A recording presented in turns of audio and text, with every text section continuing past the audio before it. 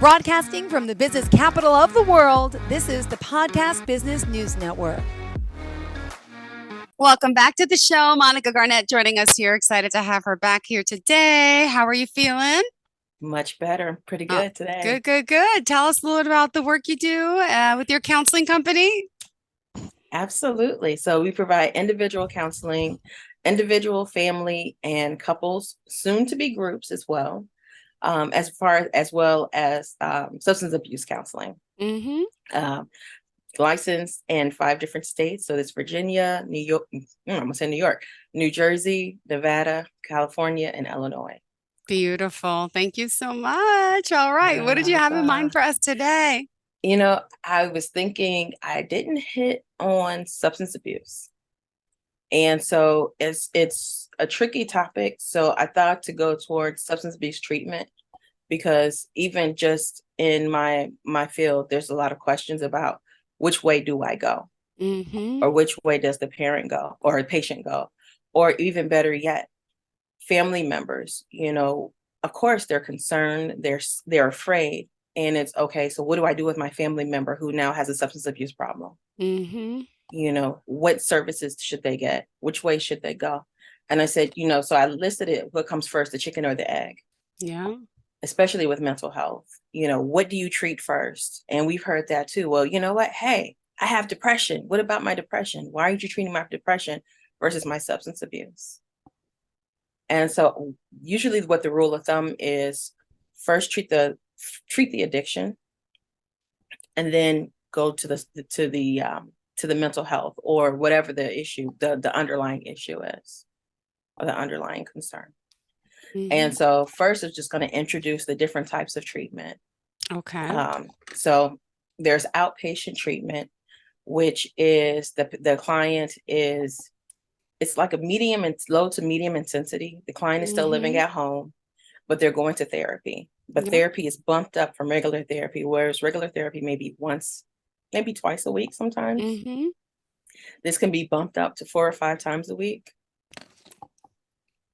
And it's the goal is really to work with the client and working through their addiction, their substance abuse. And I say addiction and then substance abuse because they can be the same or they can be different, because there's so many different addictions out there. You know, there's not just, we think a lot of times when we think of addiction, we think of,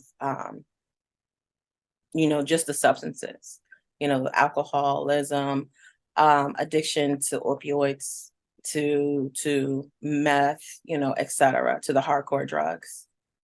However, there's porn addiction, there's gambling addiction, there's shopping addiction. You know, it's a lot of times, and I won't go into the brain chemistry, but it's where the person gets that dopamine high. And so going back, outpatient treatment is one of them. And then if a client, if they're not able to complete outpatient treatment, let's say that they're trying and they're trying and they're trying and they're trying and they're trying, but it's just not working for them, then we may have the conversation of, you know, maybe you need, and I'm using these words in quotes, a higher level of care, because that comes up quite a bit. And so higher level of care just means, hey, you know, let's change things a little bit. Let's see if a different type of treatment will help. So a higher level of care from outpatient would be intensive outpatient treatment, which is called IOP.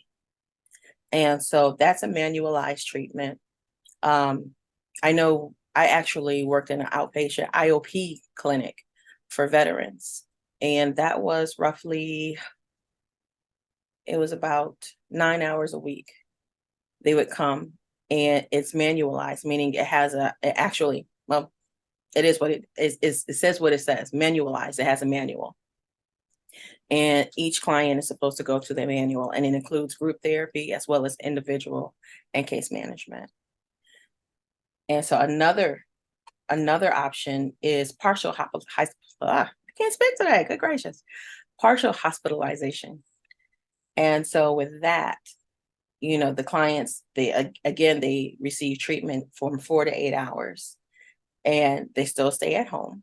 And that's the key for all of these. They're at home for these. And so they're good for, and they can be used for all types of addiction. Okay. And then we go to another level of care. We have residential. So residential is different from the first three, from outpatient, intensive outpatient, and partial hospitalization program. Residential is they're staying there. And so they're receiving treatment, and they can go through different phases of treatment. And so it's similar to residential. It doesn't have to, with residential, it's a lot of times when I worked at the VA, we would recommend our clients to go to residential when there were too many triggers at home, when they were just unable to manage on their own. And so with residential, they were all in-house, and they received their care and then went to groups, and learned to engage with each other, and then learn to engage with themselves, really. And so then inpatient is a higher level, whereas a lot of times inpatient is through a hospital. And it also offers detox services, which I'll address a little bit in a minute, and more rehabilitative services. So in intensive and inpatient, it's the substance abuse, but it can also be the mental health and other situations that they're working on at the same time. And so they're meeting each client where they are. And another one, I'll talk about detox. And so detox, a lot of our clients, I remember, would come to detox to become clean. It's medically assisted detox. You got it. You got it. Thank you. I'm like, good gracious.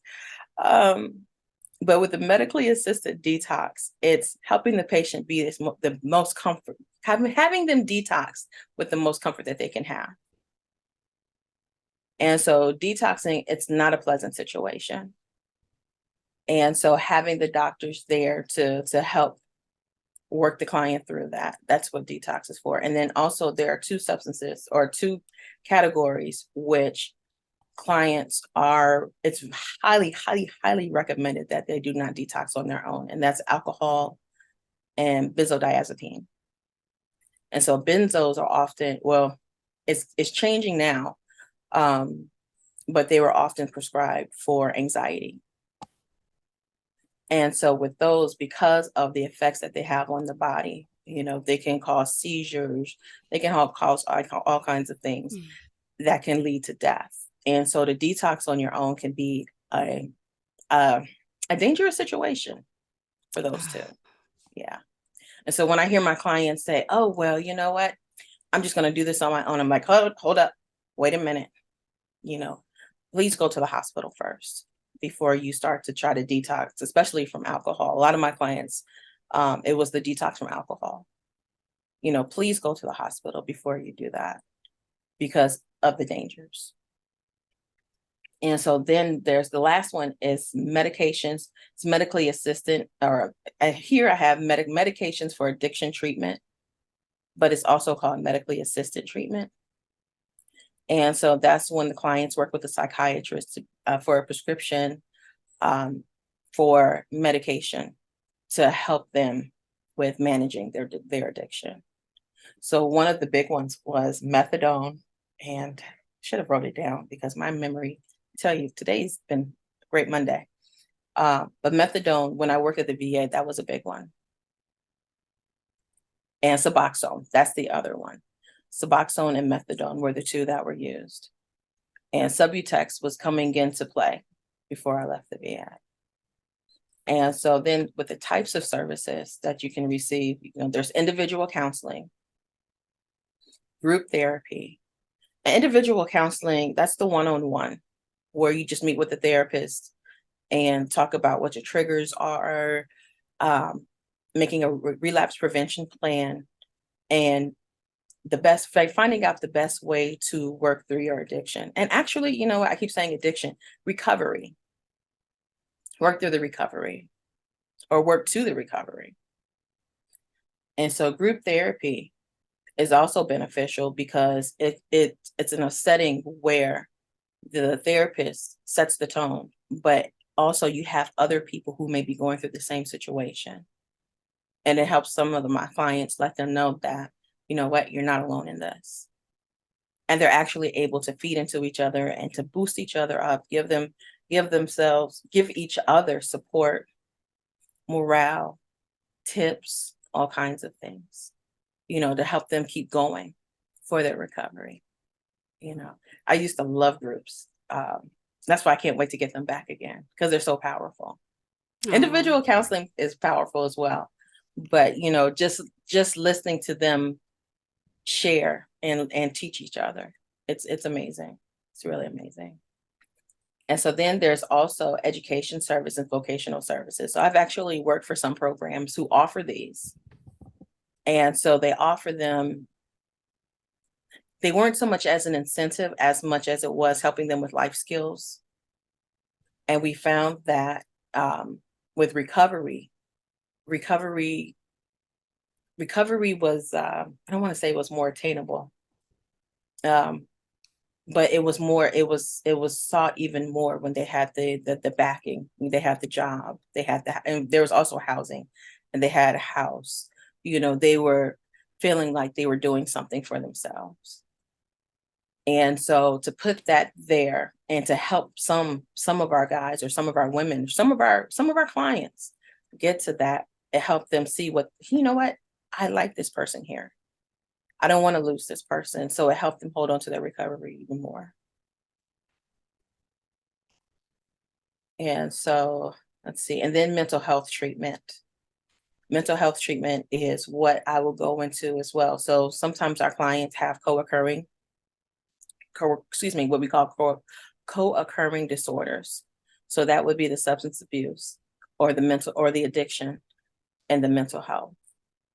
So with some facilities, they'll treat the addiction, but they're also addressing the mental health as it goes.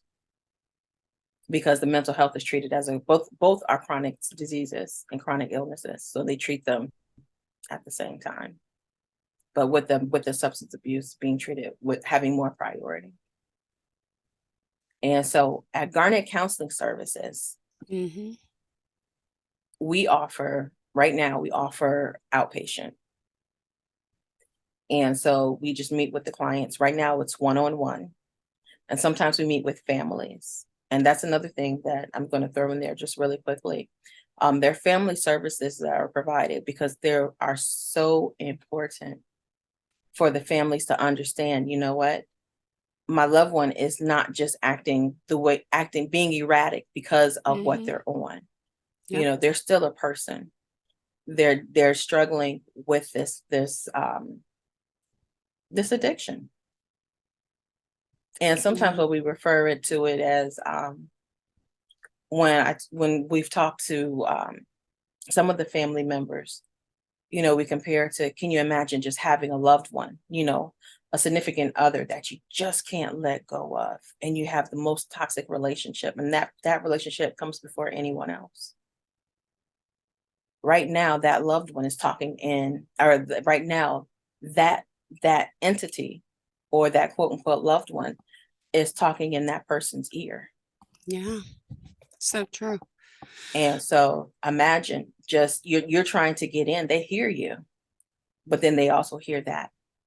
And that voice is much, much louder than yours. So getting them to a place of understanding so they can be a bigger support. So there's not the blaming, or there's less blaming and less negative responses. And also helping them heal in the process. So we offer an individual. We also offer family counseling and couples counseling for those who have a partner with addiction problems. Now, as far as forming a plan, this is one thing that I've heard different ways. With us, we look at the client's plan, not our plan. So if our client comes and says, you know what, I'm addicted to, I'm addicted to crack. And so the question is, well, do you want to stop? what do you want? Me as a provider, I do care about my patients. And sometimes my heart will say, oh, I wish you would just, I want to help you stop. I want to help you stop. But if that's not their plan, then I'm going against their plan. Yeah. And so it's, what do you want from this? Mm-hmm. And if they say, well, you know what? I'm tired of this life. I'm just over it. I want to stop. And we say, okay, well, let's talk about that. Let's make that your goal. So to reach that goal, what are some of the things that you can do?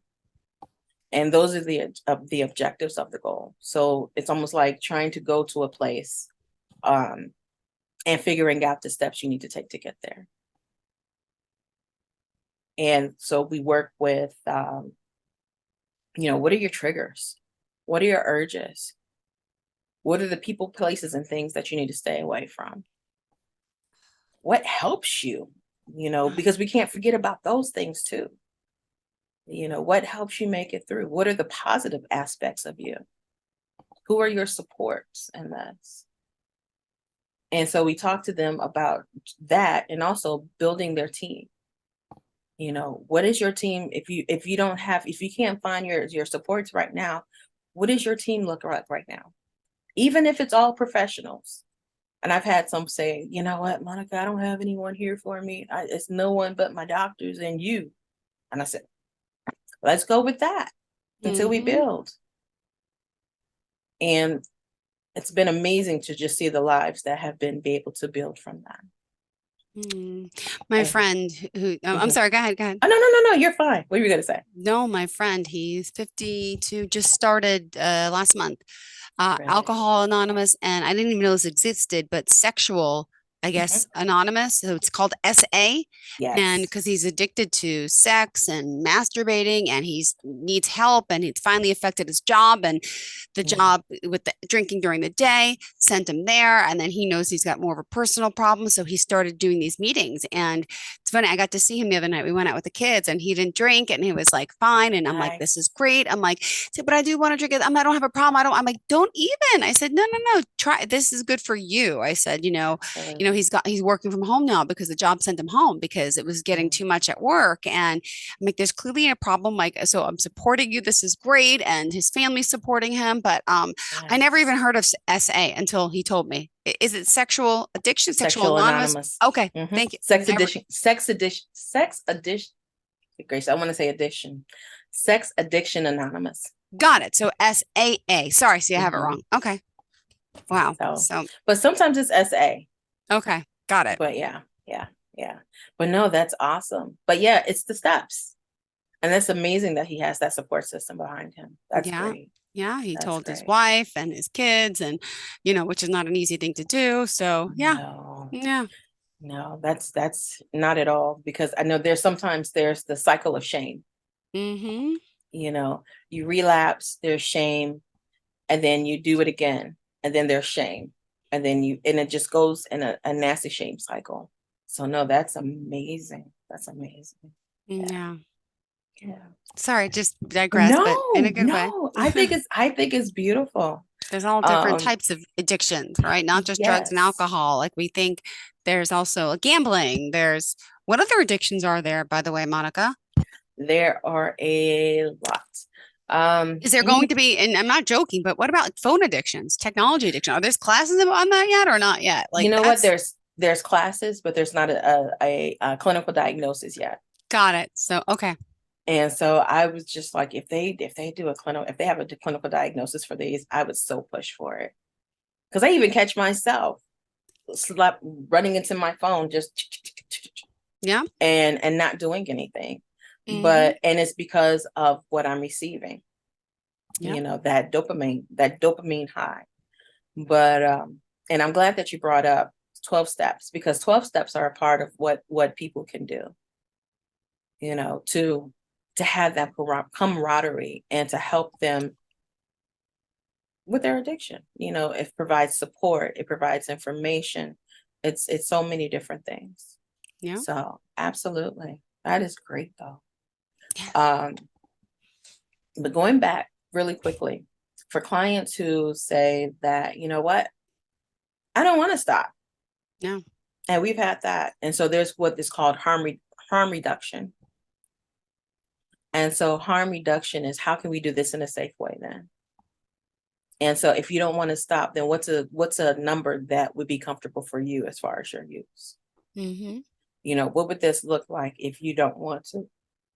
Excuse me. And they actually have certain harm reduction places where they provide information, of course, but they provide materials, safe materials, so that there's hopefully less sharing of diseases, to make sure that that person is safe and they're not affected by someone else, or they're not affecting anyone else medically. And then so we have clients who have been sober for over 30 days. For us, those are under 30 days. The goal is, if like I was saying, if they want to stop, then we work on stopping. If they don't, then we work on the harm reduction. But it's been over 30 days and they say, you know what? I've been sober for over 30 days. I really want to work on what's going on with me. Yep. Then we start talking about, we use CBT, cognitive behavior therapy, to really just address, you know, and to address and to help them understand the relationship between their use or their previous use and the patterns of their thoughts, their feelings, and their actions. It's so true. And so then after 90 days, if they say, you know what, I'm ready to go deeper, especially for our clients who have some type of PTSD or trauma background or trauma experiences, then we say, okay, you've been clean, you've been in recovery for this long. Let's see what we can do. Let's go there. And we walk through that. And a lot of times we walk through that with them because we want to make sure that it's in a place where there's a limited amount of relapse, or a limited chance of relapse. Because sometimes going into a deeper theoretical approach, it could be triggering. Yeah. You know, and I've actually had that happen where I've had a few clients say, you know what, I'm good. I've been doing good. I'm ready to go deep now. I'm ready to deal with this. And we say, okay. And it's been triggering. And because it was triggering and they didn't communicate how triggering it was, they relapsed. Yeah. Wow. And so, yeah, we just walked through them one by one. And I wasn't the provider at the time, but I remember telling the person, you know, you need to talk to your provider, you need to talk to your provider, you need to talk to your provider about what's going on. Yeah. And so communication in this is so important. Gotta go. Tell us how we reach you, Monica. Yes, it is. Oh my gosh, Monica, how do we reach you? Thank quick? You. Good gracious. Monica Garnett at Garnett Counseling Services, garnettcounseling.com, GarnettCounseling.com. Beautiful. .com. Thank you so much. You're welcome. Have a fantastic day. Bye-bye to all of our listeners. Stay tuned. Are you looking for even more of the podcasts and hosts that you love? The Podcast Business News Network is proud to announce that you now have even more ways to listen live. Check out the MyTuner Radio, online radio box, and Simple Radio apps on iOS and Android, or find us online. Search for Business News Network on mytuner-radio.com, or search Podcast Business News Network on streama.com and onlineradiobox.com/US. Take your podcast on the go and don't miss a minute of the action.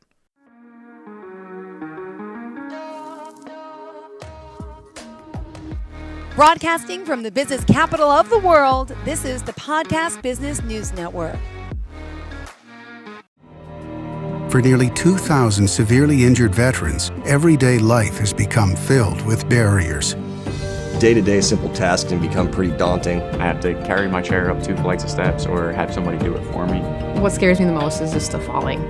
When I'm struggling with my house, I think, to have that one great barrier just knocked down, it's crucial. Home for Our Troops is a wonderful nonprofit that builds a mortgage-free, fully adaptive, handicap-accessible house. And there's no catch. It'll be our very first home that we've ever owned. This is a game changer. This is where your life begins again. We need you to join us in completing this important mission. Please visit hfotusa.org